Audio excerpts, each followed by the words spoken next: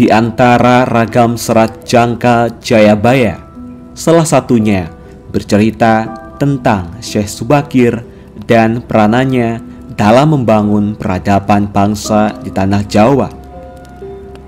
Konon ada semacam perjanjian antara Sabto Palon sebagai pamomong atau danyang gaib tanah Jawa dengan Syekh Subakir sebagai penyebar agama Islam generasi awal di Jawa ini. Tersebutlah kisah tersebut dalam tulisan lontar kuno yang diperkirakan ditulis oleh Kanjeng Sunan Derajat atau setidak-tidaknya oleh murid atau pengikut beliau. Beliau berhasil menumbali Pulau Jawa yang terkenal angker dan wingit.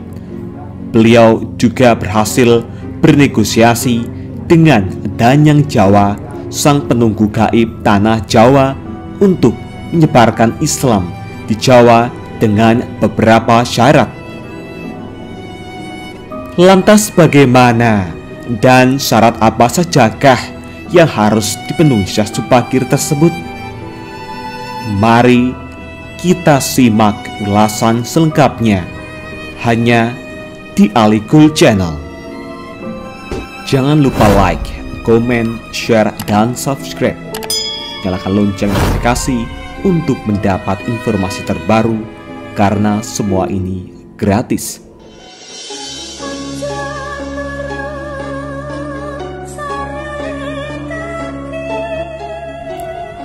Nama Syekh Subakir sudah tak asing lagi bagi sebagian besar masyarakat Jawa. Beliau merupakan generasi pertama Wali Songo yang dikenal sebagai orang yang berhasil menumbali Pulau Jawa yang terkenal angker dan wingit.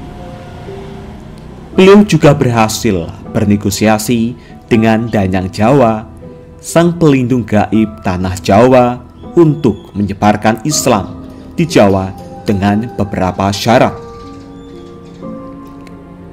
Di dalam kitab Musarar diceritakan bahwa pada masa dahulu Pulau Jawa terkenal sangat angker dan kondisinya tak karuan. Pengaruh magis di tanah Jawa masih begitu kuat, di mana banyak jin dan setan menghuni setiap sudut tanah Jawa yang saat itu masih berpenduduk hutan belantara. Suatu hari, Sultan Turki saat itu, yaitu Sultan Muhammad I, mendapatkan petunjuk untuk melakukan penyebaran Islam di Pulau Jawa. Maka diutuslah rombongan para alim ulama untuk mendatangi Pulau Jawa guna syiar Islam. Sayangnya, hampir seluruh rombongan tersebut tewas dikarenakan perbuatan para lelembut penduduk tanah Jawa yang tidak mau menerima ajaran Islam.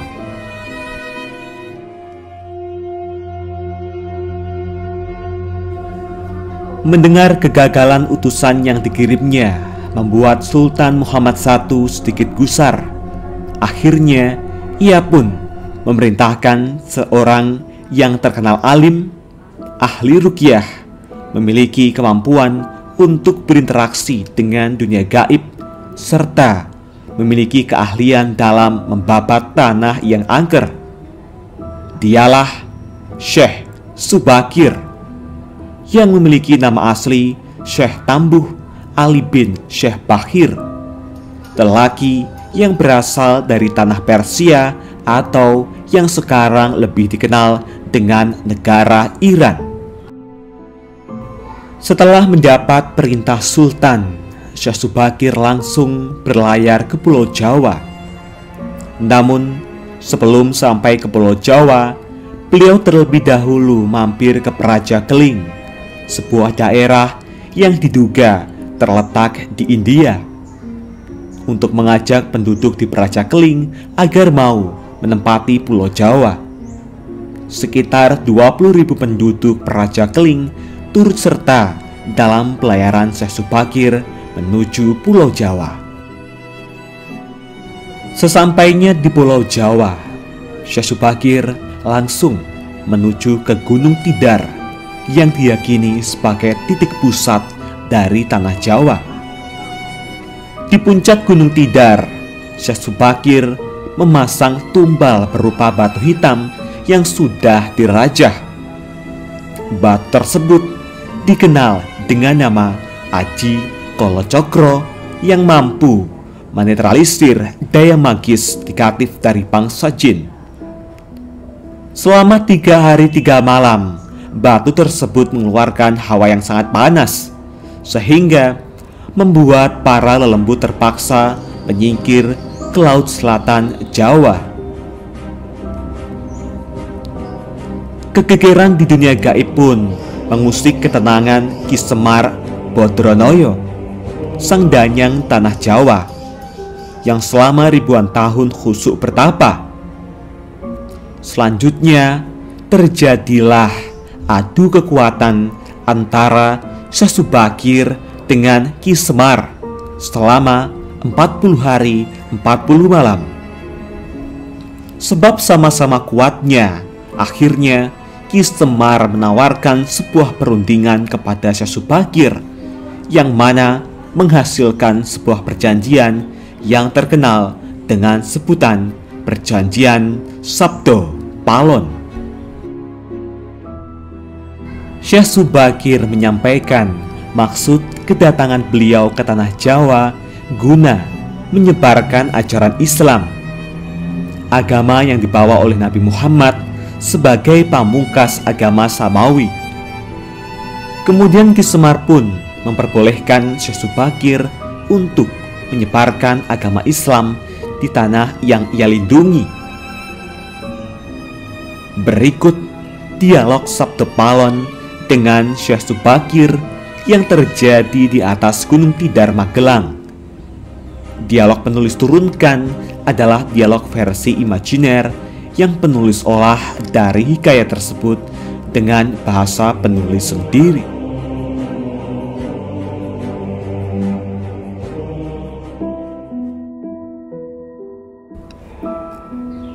Syekh Subakir.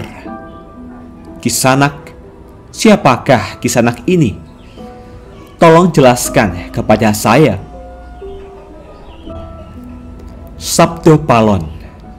Aku ini Sabdo Palon, pamomong atau pengembala tanah Jawa sejak zaman dahulu kala.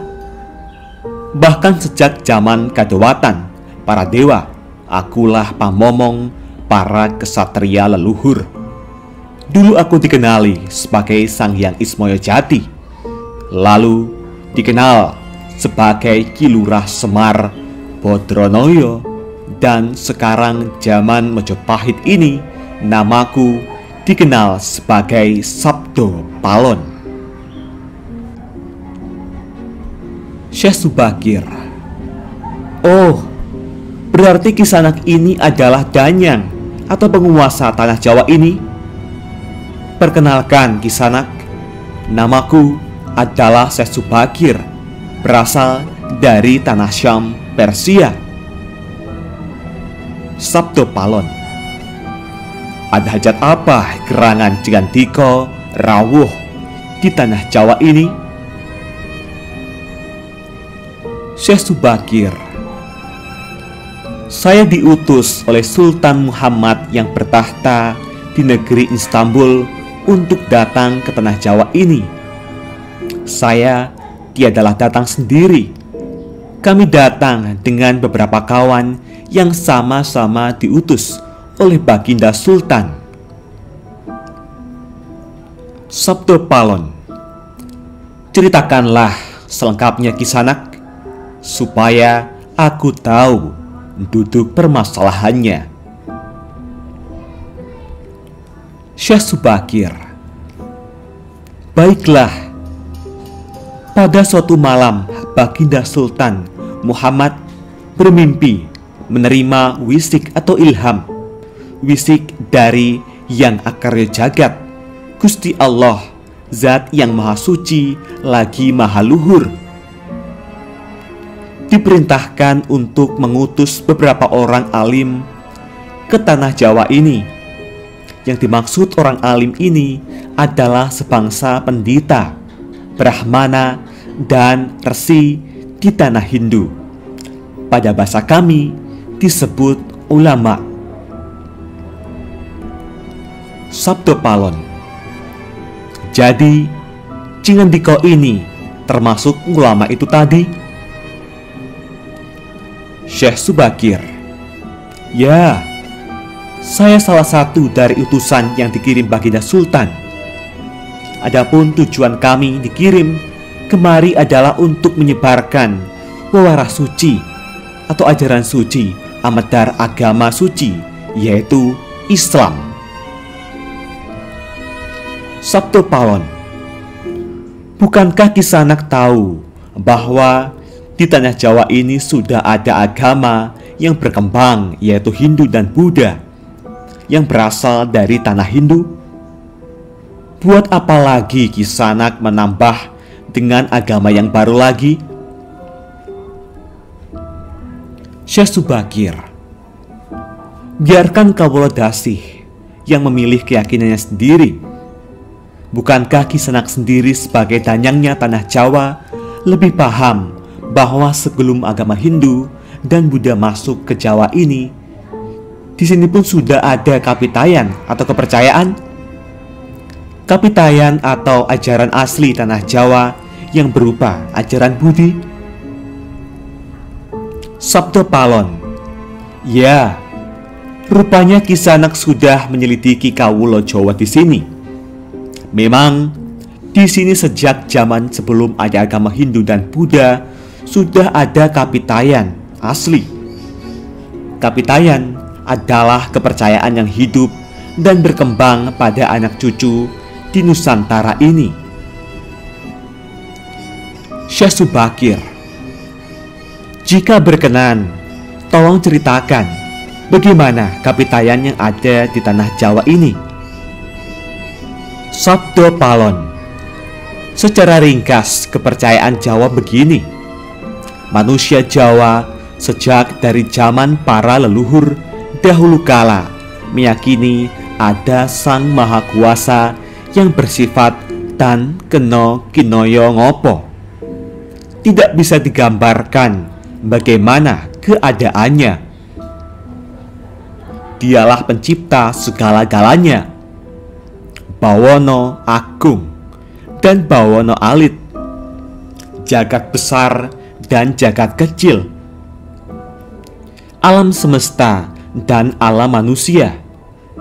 Wong Jawa diyakini bahwa Dia yang Maha Kuasa ini dekat juga dengan manusia. Dia juga diyakini berperilaku sangat welas asih. Dia juga diyakini meliputi segala sesuatu yang ada.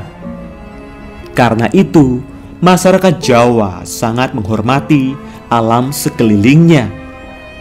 Karena bagi mereka semuanya mempunyai sukma.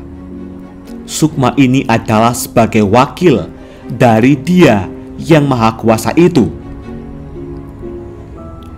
Jika masyarakat Jawa melakukan pemujaan kepada Sang Pencipta, mereka lapangkan dengan tempat yang suwung. Suwung itu kosong, namun sejatinya bukan kosong, namun berisi Sang Maha Ada. Karena itu, tempat pemujaan orang Jawa disebut Sanggar Pamujan. Di salah satu bagiannya dibuatlah sentong kosong atau tempat atau kamar kosong untuk arah pemujaan. Karena diyakini bahwa di mana ada tempat suwung, di situ ada yang Maha Berkuasa. Syekh Subakir. Nah, itulah juga yang menjadi ajaran agama yang kami bawa untuk memberi ageman, pegangan atau pakaian yang menegaskan itu semua. bahwa sejatinya di balik semua yang wujud ini ada Sang Wujud Tunggal yang menjadi pencipta, pengatur, dan pengayom alam semesta. Wujud tunggal ini dalam bahasa Arab disebut Al-Ahad, di mana Maha dekat kepada manusia. Bahkan lebih dekat Dia daripada urat leher manusianya sendiri. Ajaran agama kami menekankan budi pekerti yang agung, yaitu menebarkan welas asih kepada alam gumebyar, kepada sesama titah atau makhluk. Lihatlah Sang Danyang, betapa sudah rusaknya tatanan masyarakat Majapahit sekarang. Bekas-bekas perang saudara masih membara. Rakyat kelaparan, perampokan, dan penindasan ada di mana-mana. Ini harus diperbarui budi pekertinya. Sabto Palon, aku juga sedih sebenarnya memikirkan rakyatku. Tatanan sudah bubrah. Para pejabat negara sudah lupa akan dharmanya. Mereka saling sikut untuk merebutkan jabatan dan kemewahan duniawi. Para pandito juga sudah tak mampu berbuat banyak. Orang kecil saling tunjang, bersusah payah mencari pepangan. Zaman benar-benar zaman edan. Syekh Subakir, karena itulah mungkin Sang Mahajawata Agung menyuruh Sultan Muhammad Turki untuk mengutus kami ke sini. Jadi, wahai Sang Danyang Tanah Jawa, izinkanlah kami menebarkan wewarah suci ini di wewengkon atau di wilayah kekuasaanmu ini. Sabto Palon, baiklah jika begitu, tapi dengan syarat-syarat yang harus kalian patuhi. Syekh Subakir, apa syaratnya itu, wahai Sang Danyang Tanah Jawa? Sabto Palon, pertama, jangan ada pemaksaan agama, dharma, atau kepercayaan. Kedua, jika hendak membuat bangunan tempat pemujaan atau ibadah, buatlah yang wangun bangunan, luarnya tampak cakrak atau gaya Hindu Jawa, walau isinya dalamannya Islam. Ketiga, jika mendirikan kerajaan Islam, maka ratu yang pertama harus dari anak campuran. Maksud campuran adalah jika bapaknya Hindu, maka ibunya Islam. Jika bapaknya Islam, maka ibunya harus Hindu. Keempat, jangan jadikan wong Jawa berubah menjadi orang Arab atau Parsi. Biarkan mereka tetap menjadi orang Jawa dengan kebudayaan Jawa, walau agamanya Islam. Karena agama setahu saya adalah dharma, yaitu lelaku hidup atau budi pekerti. Hati-hati jika sampai orang Jawa hilang Jawanya, hilang kepribadiannya, hilang budi pekerti yang adiluhung, maka aku akan datang lagi. Ingat itu, 500 tahun lagi, jika syarat-syarat ini kau abaikan, aku akan muncul membuat goro-goro. Syekh Subakir, baiklah, syarat pertama sampai keempat aku setujui. Namun khusus syarat keempat, Betapapun aku dengan kawan-kawanku akan tetap menghormati dan melestarikan budaya Jawa yang adiluhung ini. Namun, jika suatu saat kelak karena perkembangan zaman dan ada perubahan, maka tentu itu bukan dalam kuasaku lagi. Biarlah Gusti Kang Akarya Jagat yang menentukannya.